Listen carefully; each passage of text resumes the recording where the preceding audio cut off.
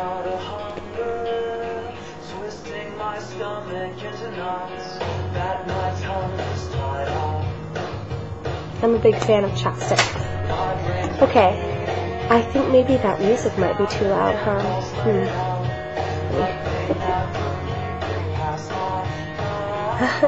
It's funny, I have two computers on right now. I have my laptop, which has the camera, and then my desktop, which I was on playing around. Is that too loud? Okay. I just don't want it to overpower my voice. I have a bit of a cold, and I'm not much of a loud speaker to begin with. So I was having lunch today with Mason, and I was talking about YouTube and how I really want to just talk and express whatever I'm thinking about that day, or important announcements, whatever. So it's kind of weird. Like, our discussion was very raw, and it made me want to have that be my introductory discussion, but now I'm chickening out. I think it might be a little raw for a first. I don't know if I can do this. I always thought I was so out there, well, obviously, but no, unedited out there. I'm just uncloseted out there. Well, I was talking about my emotional, mental, spiritual health, I guess, today with Mason over some Baja Betty's burritos and margaritas. And I was talking about how I felt very healthy the last several months. I've been sort of out of the social scene, more into the activist mentality, and not looking for anything other than just fulfilling my immediate desire. And my immediate desire has always been fueled by hopes of love, true love. I'm a hopeful romantic to the core.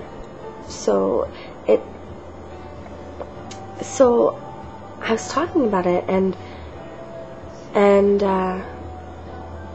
how healthy I've been, and Mason said that I was avoiding things, and I kind of felt a little defensive, because I was like, what could I be avoiding? Like, for the first time in my life, I've changed my whole thought process to not revolve around why wouldn't things be better if somebody else were here doing this with me. And I thought by breaking that pattern,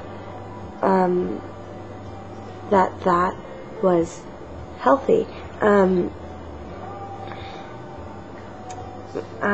My most recent relationship 6 months ago taught me that I need to live for me and not settle. And I don't know. I'm choosing my words so carefully because I don't want to speak catty of my last relationship. But I learned that, I don't know what I learned exactly, but I know that I'm just different. I'm just different. I was hugely sexually active, and which I'm sure I'll continue to be, but I haven't been for 6 months. My last relationship was the last time that I was sexually intimate, and it probably had a dozen lovers within the year before that relationship. So intimacy is just what I've always wanted. And though I know I search for love through my sexual encounters, inadvertently, subconsciously, subconsciously, all of the above. Like, I know that that is present in everything that I do, romantically or otherwise. I just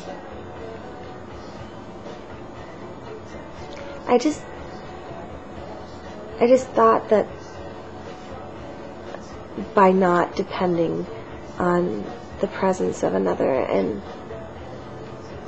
I'm not even dependent. I can't figure it out. But throughout all the discussion today, I realized that, it's who I am. The idea of life being more fulfilling if I was sharing it with one person above all. I love that idea. I talked to my mom on the phone today, and I was a little emotional because holidays have always been about family in my family, as they should be, but tradition, of course, isn't always all that loving.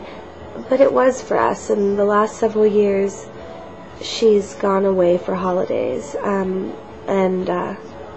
it's my third annual Thanksgiving of the Strays. I don't know what to call it, but it's our third annual. Amy, Nathan, Julia, Tara, Mason, there are many, and we get together, and it's my family. But I missed my mom today, and that idea of Thanksgiving, because she essentially was my primary through my childhood and into my early 20s. Actually right about 21, because when she got with Sergio, I lost her, and I think through the different relationships that I've had, I've searched for that unconditional. I don't want somebody to be my mom. I just want that purity, and as healthy as I can be without a partner in any variety, sexual or non, it just seems so much nicer of an idea. Like this past week, when I was working on organizing the national protest here in San Diego, it was so exciting. I was so sleepy, and I was doing everything that I could think to do. And it was so blissful that day, Saturday, when those 20,000 plus people showed up. And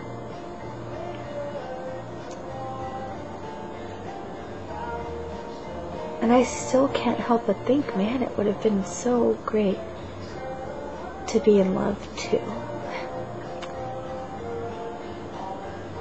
I don't want anybody to want to be my knight in shining armor. I mean, I know that if it's there, things will happen. But I just feel so ready for it. And that's as vulnerable as I can possibly imagine being. Telling the world how ready I am for it. This is my introduction.